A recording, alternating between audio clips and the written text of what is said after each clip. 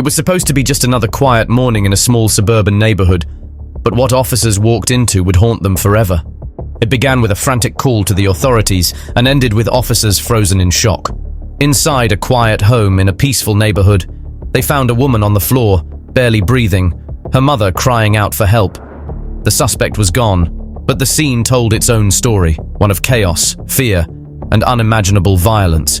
Nothing about the house hinted at what had just taken place, and yet it was clear something had gone terribly wrong. The home, once shown online as the backdrop to a smiling, happy family, now stood in stark contrast to the chaos unfolding inside. What police initially thought was a domestic dispute would soon unravel into one of the most chilling cases the town had ever seen. The deeper they looked, the more questions surfaced. This is the heartbreaking case of Savannah Pascal.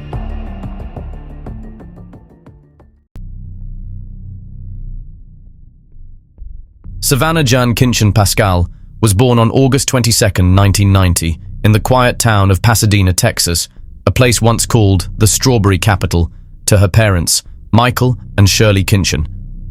She was full of life and always willing to give to others. Her younger years were filled with a variety of activities that showed her energetic spirit: gymnastics, dance, swimming, ice skating, bowling, karate, and her favorite, horseback riding with her dad. But more than anything, it was her kindness that stood out. If she came across a lost dog or a hurt bird, she couldn't walk away without trying to help.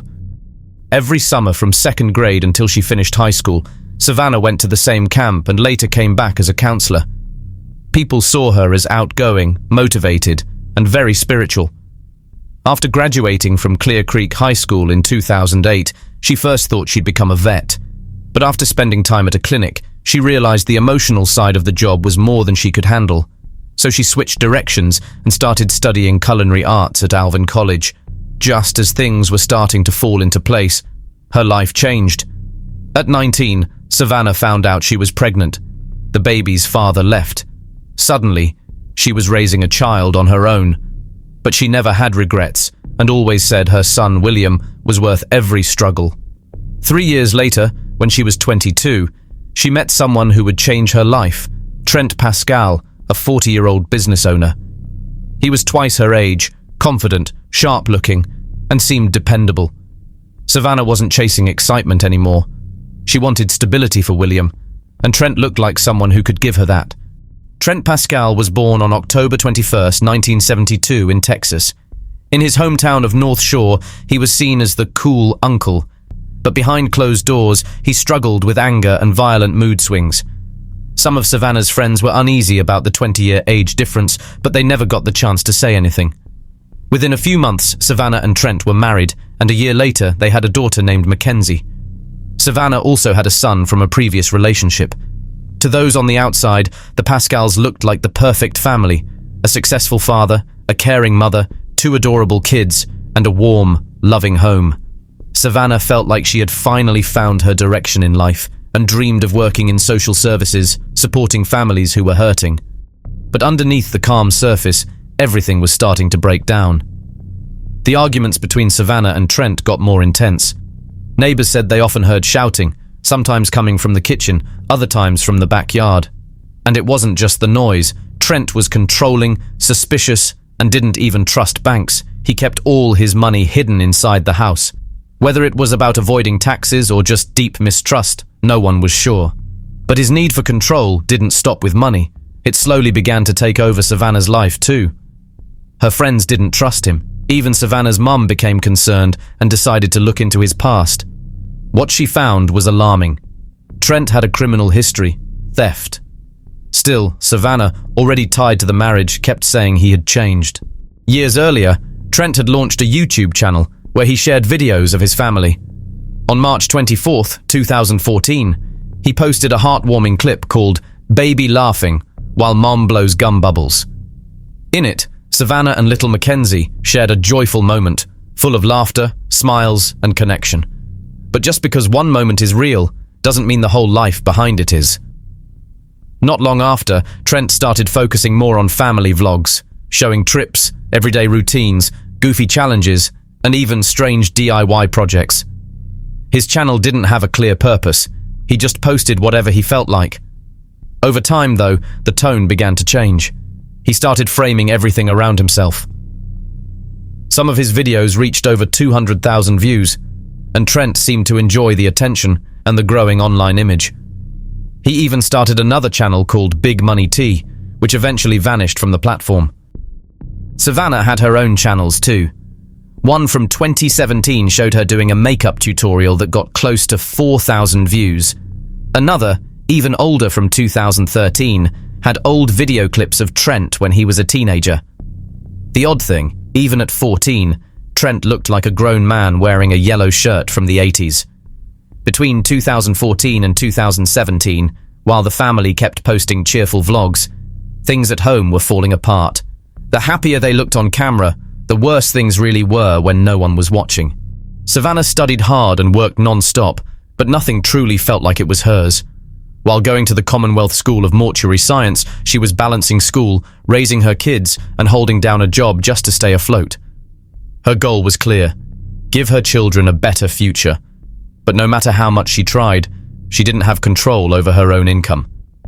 Trent kept all the money she made and only gave her a small weekly amount, treating her more like someone who worked for him than his wife.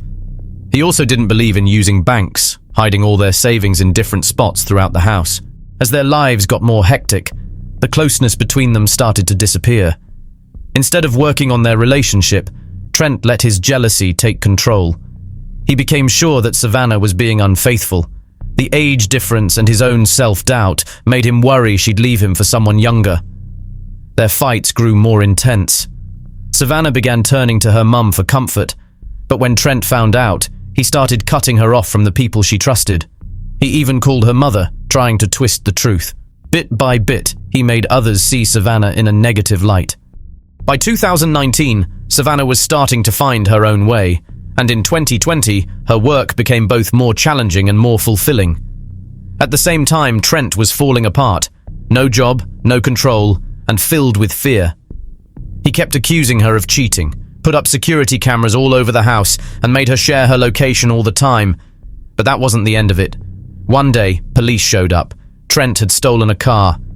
Somehow, he blamed Savannah for it, claiming she pushed him with her high standards. In reality, all she wanted was independence. That's when Savannah made up her mind to leave. But when she finally stood up for herself, Trent couldn't handle it. He planted audio recorders throughout the house. One night, he heard something. Savannah was truly ready to walk away, and that broke something in him. No one, not even Savannah, could have predicted what would happen next. It all unfolded on Trent's birthday, and the outcome was heartbreaking. On October 21st, 2020, which was Trent's birthday, to avoid another blow-up like the year before, Savannah made a simple birthday post on Facebook. What Trent didn't realize was that she had secretly planned a party for him that evening, but none of it would end up mattering. That morning, Savannah headed to work, and Trent took the kids to school. Then, around 10 a.m., Savannah got a call. It was Trent, and he was furious. "You're cheating on me! I've got a gun and a bullet with your name on it!" he yelled. Savannah rushed home and her mum Shirley followed. When they arrived, things were already out of control. The shouting was so loud that neighbors called the police. When officers showed up, they found a man in a full meltdown. They told Trent he had to leave for 24 hours. He listened, but only for a while. As soon as the officers left, Trent came back inside. He sat on the couch, pulled out his phone, and began recording what would turn out to be his final confession. In the video, Trent shakes with anger, pretends to cry, gasps for air, and stares into the camera with the look of someone who feels they have nothing left to lose. I'm recording this because I want my daughter to know that I love you, Pascal. I'm so sorry. I've done everything I can. I haven't done anything wrong. I'm like, why me? My hair's a mess and I look horrible.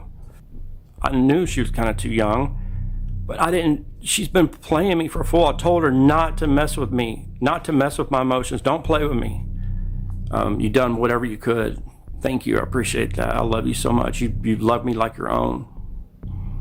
Then he hides in the bathroom. A short time later, Savannah and her mum arrive. Shirley heads toward the master bedroom when Trent suddenly jumps out from behind the shower curtain with a gun. "First you, then your daughter," he says before firing. He misses Shirley, but hits Savannah with 2 shots to the stomach. She collapses. Trent walks out of the house and calls Savannah's aunt. "Sharon, I killed Savannah," he says calmly. "I remember pulling the trigger." Police arrive too late. Savannah is barely alive and dies on the way to the hospital. But that's not where the story ends. The authorities discover the video, which soon spreads across the internet, leaving viewers in shock. The video, uploaded to YouTube, quickly gained widespread attention. In it, Trent Pascal speaks directly to his daughter, telling her he loves her and feels regret. He also talks about his sense of being betrayed, saying, "I told her not to mess with me, not to mess with my emotions. Don't play with me." The video ends suddenly as he seems to react to something happening off camera. Later that same day, after the tragedy, police found Trent sitting in a car outside a Walmart in Harris County. When they tried to arrest him, he pulled out a gun and deputies shot and injured him. He was taken to the hospital, recovered from his wounds, and then taken into custody. Trent was charged with several crimes, including murder, assault, running from police, and illegal possession of a gun. Eventually, he was released on a $550,000 bond and walked free while waiting for his trial. On April 21st, 2021, 6 months after Savannah's death, Trent took off his ankle monitor while out on bond. Most of the time, the device was left at home charging, letting him come and go as he pleased. On social media, he acted like nothing had happened. Savannah's family watched in shock, angry at how the justice system was handling things. The man who took her life wasn't just free. He seemed proud of it. Then he disappeared, and later showed up at a car dealership, tricking a salesman into letting him take a car for a test drive. Once they were on the road, he then pulled a knife, forced the man out and drove off. But there was no big chase. Instead, Trent vanished into the woods of Missouri, took on a new name, Trevor Stevenson, bought a camper, and began living quietly, off the grid. With Trent was Katherine Johnson, a woman who thought she'd met a kind, outdoorsy man trying to rebuild his life after a divorce. They went camping, drank beer near waterfalls, and watched the stars. And to Katherine, it felt like she'd found real love. But to Trent, it was just another lie. For 8 months, the man who killed Savannah lived without consequences. While her family quietly mourned, his own parents, who had lost everything to post his bail, were left feeling deceived. Trent had destroyed more than just one life, but no fugitive stays hidden forever.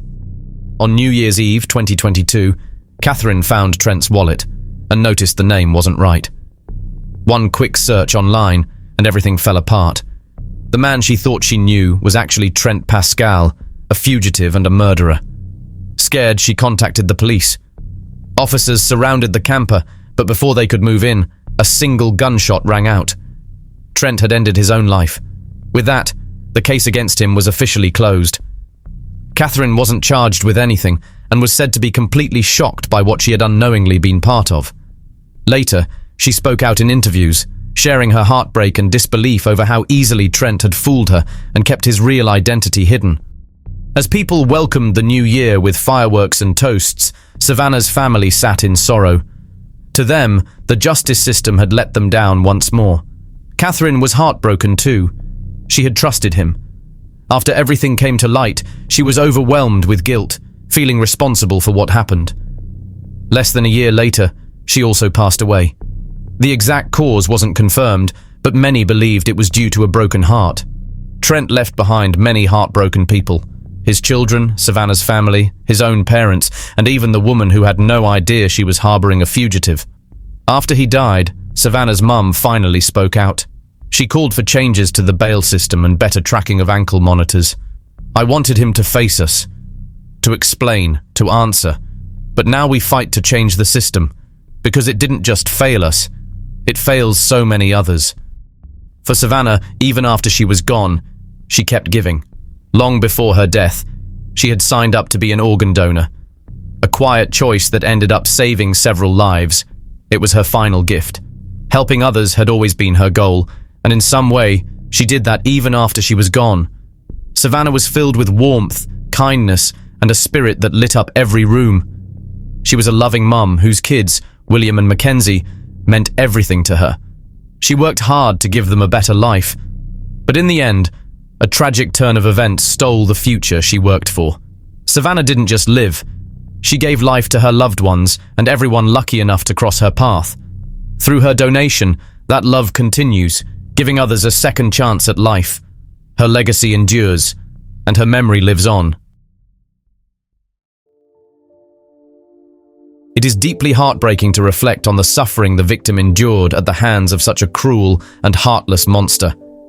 As this tragic story comes to a close, our hearts go out to the victim, whose life was taken too soon, and to the loved ones who still hold her memory close.